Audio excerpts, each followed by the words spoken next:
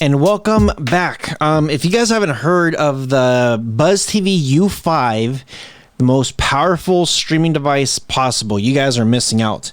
Yeah, this thing is just a beast mode. If you guys are brand new to the channel, make sure you guys do consider subscribing. Let me know what you guys think in the comment section below. If you guys are interested in this one, shoot me an email, rohasentertainment@gmail.com. And yeah, check the description below. I leave links to all this stuff. That way you guys could get all set up with the latest and greatest stuff. Now, why is this thing the most powerful device? So here's the front. And obviously, here's all the ports in the back, all the ports on the side. This thing right here slides right off. And then now you could add a 1 terabyte, 2 terabytes. Like you could add some serious storage on here. And I mean some serious storage. This is just like the 4900, where it has so much power and so many things that you can do with this guy. It is insane. Super insane. Now, what can we do with this thing? Now, if you guys did watch my previous videos, I did show you guys how to set it up, how to go through the settings and everything. Everything is just super simple and very easy to follow. As far as this thing goes, like, yeah, you guys have to see this. So I like going to YouTube just because it pulls up all kinds of quality. And we're going to come up here to search, and let's just search in Rohas. So we're right now on the Rohas streaming tech channel. And as you guys know, anything streaming related, it's here. So here's the channel. Now, if you guys come down a little bit, I do have a Rohas tech reviews, which I review other tech related stuff. And I also have the Rohas Travels channels. The Rohas Travel is all my travel stuff that I've been going through, you know, just all over the states. And if I go outside of the states, I make a video out of it. Check this video out. This is a 4K video. So when you first turn it on, it does look a little bit grainy. Obviously, it's got to switch over. It doesn't look as good. So I just like to come up here, go to settings, and make sure, see right now it's at 1080p. Let's switch that over to 4K. And yeah, now the next thing is I'm going to come down here and kind of fast forward it a little bit just to, you know, just to get it to buffer a little bit. But look at this. Look how much cleaner that looks. That is crazy.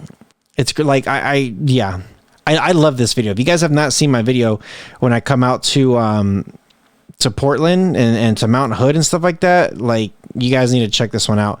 But again, look how fast, like there's almost like no loading, almost no buffering. It just kind of pulls up pretty quick.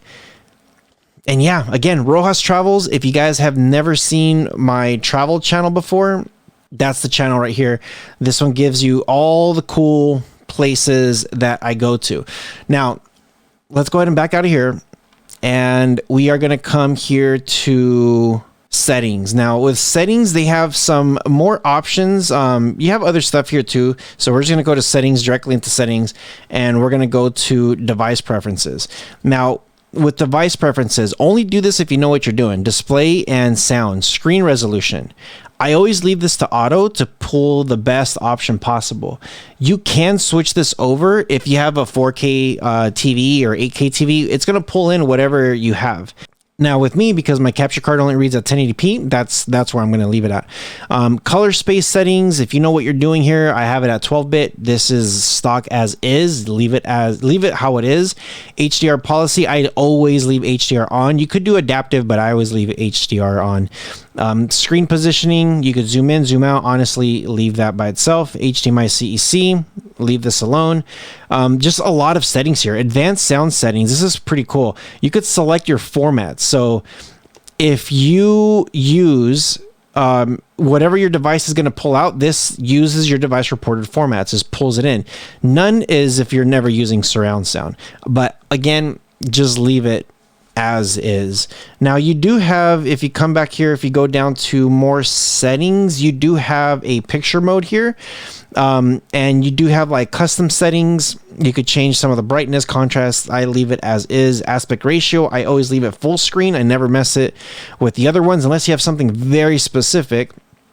And then of course, advanced, you could really do some serious damage here if you don't know what you're doing. But you have a lot of advanced features here. So I wanted to give you guys just some of the basics that way, if you guys, whatever you guys want to do, I know some people really like to dive into like how powerful do I really have? How much power do I have to control this thing?